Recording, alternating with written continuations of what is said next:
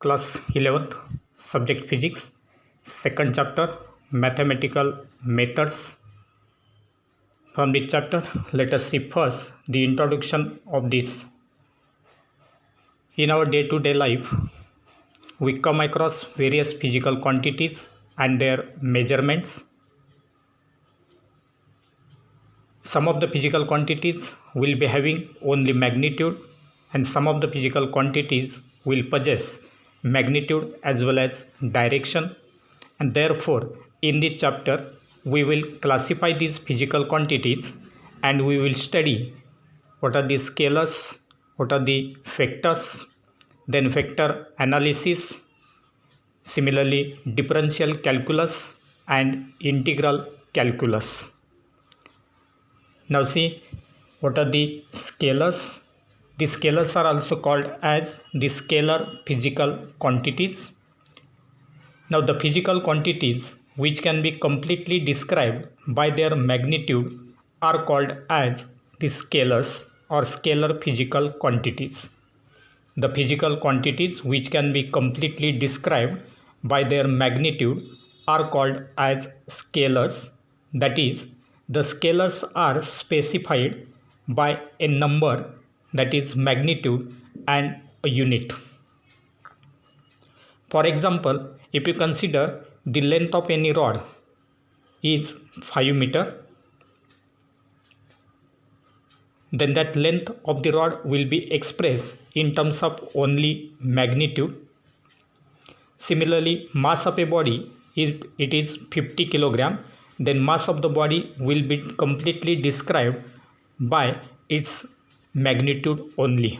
And therefore, like length, mass, time, temperature, density, etc., these physical quantities will be completely described by their magnitude only, and therefore these are the scalars or scalar physical quantities. Now if you consider any scalar, then that scalars can be added or subtracted by using simple mathematical or algebraic laws. So simple algebraic laws will be useful in order to add or subtract the given scalars. A scalar, if it is any scalar is p, then itself it will be represented as p, and therefore it will denote a scalar.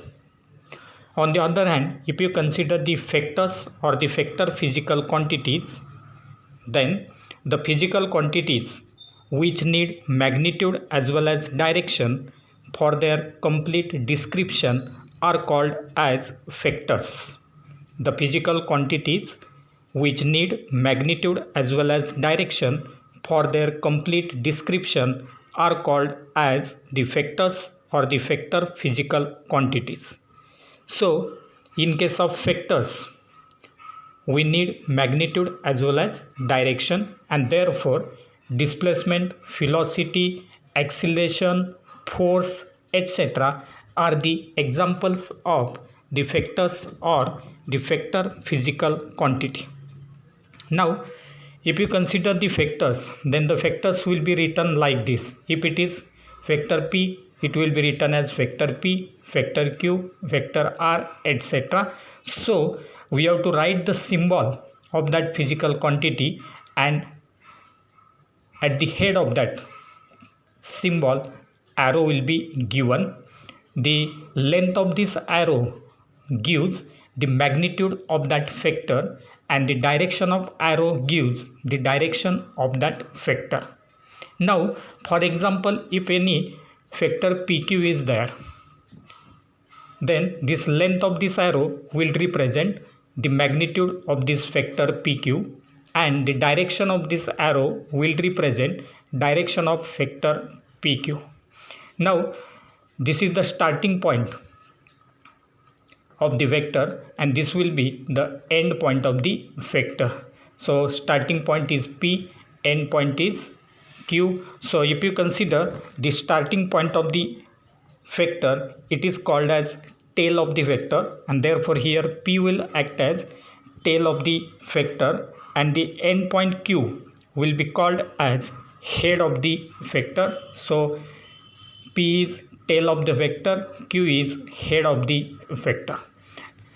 If you consider the magnitude of that vector PQ, the magnitude of this vector PQ will be written as magnitude of vector PQ. So it will be written in the form of mod. If it is written like this in the form of mod, that is between two parallel lines, then its meaning will be that we are considering the magnitude of that vector. So if this magnitude is written, or if this vector is written without this arrow, again it will represent the magnitude of that vector PQ. So to represent scalars, arrows are not necessary, but to represent vectors, the arrows are necessary. As the vectors possess both magnitude as well as direction, they will not be added or subtracted by using simple algebraic laws. So different methods will be used for the addition as well as subtraction of the vectors. Now let us see some of the types of the vectors.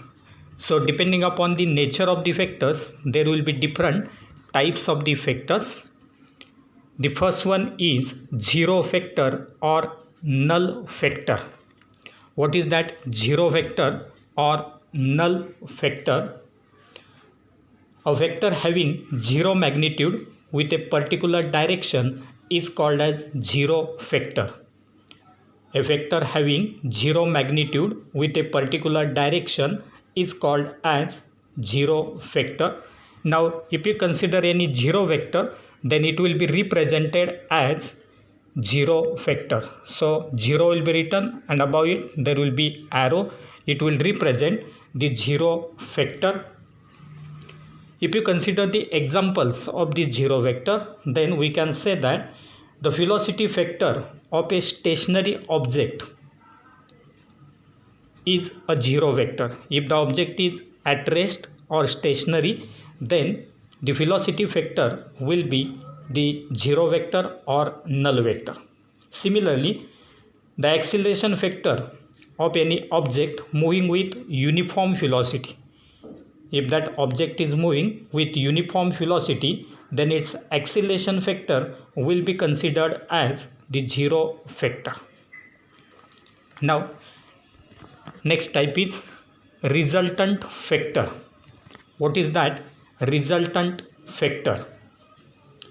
A single vector which is the resultant or combined effect of two or more than two vectors producing the same effect as produced by all the vectors together is called as resultant vector.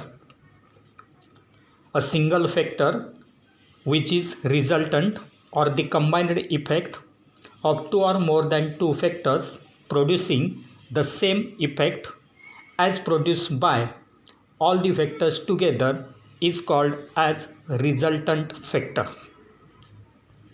Now third, that is negative vector, or also it is called as opposite vector. What is that vector? Let us see. A negative vector of a given vector is a vector of the same magnitude but in opposite direction to that of given vector is called as the negative vector. A negative vector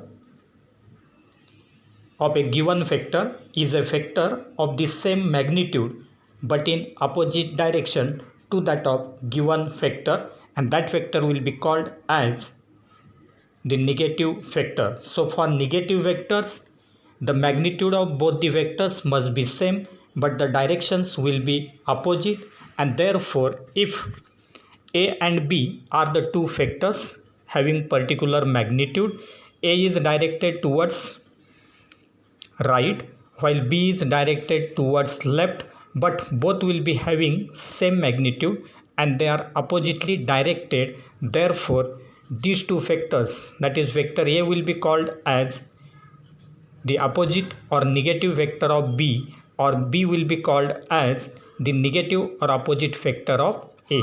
So for opposite vectors or negative vectors, magnitudes of both these vectors must be same and their directions must be opposite. Now let us consider the next type, that is equal vectors. What are the equal vectors? So if you consider the equal vectors, then if two vectors are having same magnitude and direction and representing same physical quantity, then they are called as equal vectors. If two vectors are having same magnitude and direction and representing same physical quantity, then they are called as the equal vectors. Now for example, here vector A and vector B are considered as equal vectors because suppose A and B both are representing the same physical quantity and now their magnitudes as well as directions are the same. The magnitude of A and B will be the same. Similarly, they are directed in the same direction and therefore it will represent the equal vectors. Now let us see next type of the vector, that is position vector. What is that? Position vector.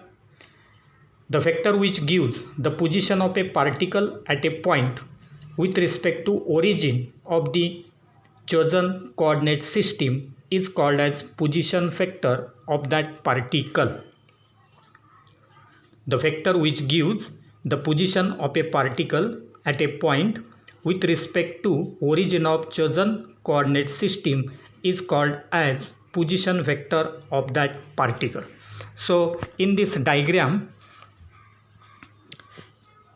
coordinate system, that is x-axis and y-axis, will form that coordinate system. Now in the xy plane there is a point P which lies at a distance equal to r from the origin of this coordinate system, and therefore this vector OP, that is vector r, will represent the position vector for this particle P in the xy plane. So r equal to vector OP is the position vector of that particle P.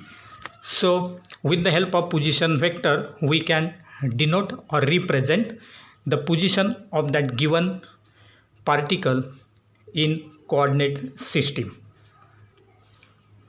Next one, that is unit vectors. What are the unit vectors? So let us see the unit vectors, that is the last type of the vectors. What is that unit vector? A vector having unit magnitude in a given direction is called as the unit vector. A vector having unit magnitude in a given direction is called as unit vector. For example, if you consider the unit vector here, UM, this represents unit vector, then vector M is there. So along this vector we will get vector M equal to vector UM into M. This M will represent magnitude of the vector, or the unit vector UM will be written as vector M upon magnitude of that vector M. So vector M divided by magnitude of vector M will give us unit vector. That means for any vector divided by its magnitude will give rise to the unit vector. So if you consider x, y and z axis, then for x, y and z axis we are having the unit vectors vector I, vector j and vector k. Further we will use these unit vectors I, j, k for x, y and z directions respectively. That is, for x axis we will use vector I, for y axis we will use vector j, and for z axis we will use vector k. Then if you consider these unit vectors, then if you consider some of the operations of the factors, then let us see the factor operations. The first is multiplication of a factor by a scalar. So any factor will be multiplied by a scalar. For example, here factor q will be equal to s into factor p. That is, factor p is multiplied by the scalar s, so that we will get the factor q, and therefore we can say that q will be a factor whose direction is same as that of p. P and q will be having same direction, and the magnitude of q is s times magnitude of p. The magnitude of q will be equal to s times magnitude of p, and therefore we can say that if any factor is multiplied by a scalar, then the magnitude of that factor will be equal to scalar times that given factor, that is factor q equal to s into factor p. Second operation is addition and subtraction of the factors.